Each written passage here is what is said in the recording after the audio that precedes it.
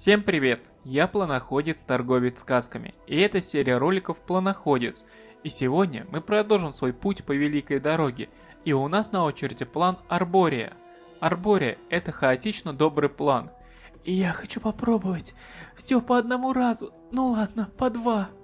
Честная Лисана, фракция чувствующие. Арбория является землей сильных эмоций и могучих проклятий, любви и ненависти. Просители скоры на гнев, зависть, скупость и вожделение. К счастью, красота, любовь, справедливость и доброта также сильны на этом плане, как и вышеупомянутые негативные чувства. Когда странник говорит, что воздух Арбории является таким же наэлектризованным, как и перед штормом, к его словам стоит прислушаться. Арбория – это не место, в котором собираются вспыльчивые путешественники. Это место, которое делает каждого вспыльчивым, страстным и похожим на глупца. В некоторых отношениях эмоциональность Арбории является полной противоположностью логике Механуса, хотя она и не похожа на чистый и бесформенный хаос Лимба. В Арбории, конечно, нет диких и кровавых опасностей звериных земель или смертоносных ловушек бездны, но в любом случае путешественнику придется следить за своими действиями. Силы и природные духи привыкли брать с путешественников то, что им причитается, и они с легкостью назовут врагом каждого, кто не согласится на это, или хотя бы подаст сомнению их мощь. Почему? Почему я должен сдерживаться и скрывать свои эмоции? Я хочу смеяться и плакать, хочу кричать и любить. Мысли будущего просителя Арбории. Наибольший контингент просителей представлен эльфами Арвандора и людьми Олимпа.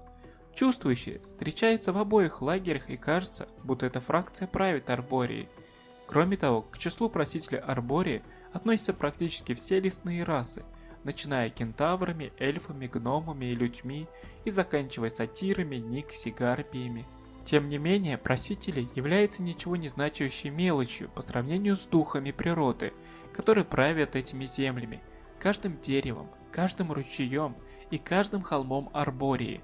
Изящные Азраи являются духами вод, могучие Ариады правят горными пиками, включая гору Олимп, а Дриады и Сильфы управляют лесами и небесной высью. Духи требуют жертвоприношений у всех, кто проходит мимо ручьев, священных рощ и древних пещер, а небольшие храмы предупреждают путешественника о том, что неподалеку живет дух.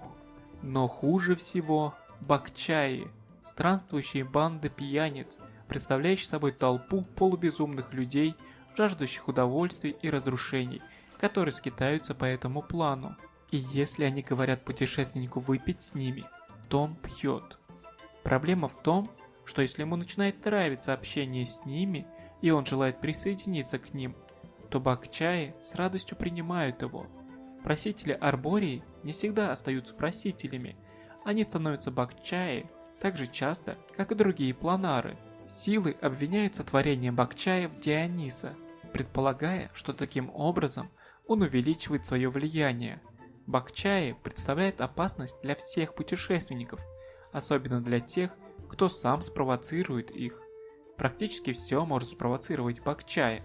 Отказ предложить им вина, предложение плохого вина, или просто неспособность быть таким же веселым и пьяным, как они сами. Если тебе разрешает сделать что-то, то это что-то недостойно того, чтобы это делали. Неизвестный бакчай. Находясь на Арбории, странники попадают под следующее влияние плана. Дикая волна эмоций. Все эмоции странников становятся резкими и импульсивными. Нет, никакого спасброска нет. Даже самым застенчивым игрокам придется выбираться из-под своего панциря, для того, чтобы отыграть роль своих персонажей на Арбории. Индивидуальные влияния. У каждого, сколько бы значимого места в Арбории, есть свой дух, которым им правит. И все они такие же импульсивные. Из-за непотакания их желаниям вы можете навлечь на себя их проклятие или получить их благословление за приношение.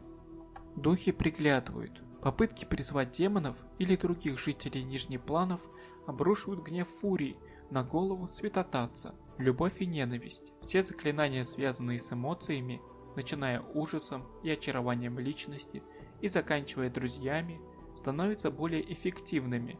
в результате чего сложность пас-бросков против них увеличивается на 4. Продолжительность этих заклинаний увеличивается вдвое. Но в случае успешного спас-броска цели, цель не становится недружелюбна к вам, а хочет убить вас, впадая в ярость берсерка, и атакует заклинателя с +2 к броскам атаки и урона. Духи природы ничем не отличаются от нас. Они ненавидят, когда на них не обращают внимания, и они не дадут вам игнорировать их. Миракола, Сатир. Город Арбории на внешних землях называется Сильвания. Путешественники, у которых мирные города наподобие Экстазии вызывают зевоту, посчитают это место несколько более активным и беспокойным. Хотя здесь живет не так уж и много народу для привратного города, но Сильвания известна тем, что в ее пределах всегда кипит жизнь. Местные жители и днем, и ночью безостановочно стучат в барабаны и поют застольные песни, олимпийские панихиды и эльфийские баллады. Здесь очень легко потеряться, особенно если странник перед этим выпил в одной или двух тавернах. Сильвания напоминает грубый круг, но весь этот город заполнен изгибающимися кривыми улочками, которые встречаются и пересекаются под невообразимыми углами.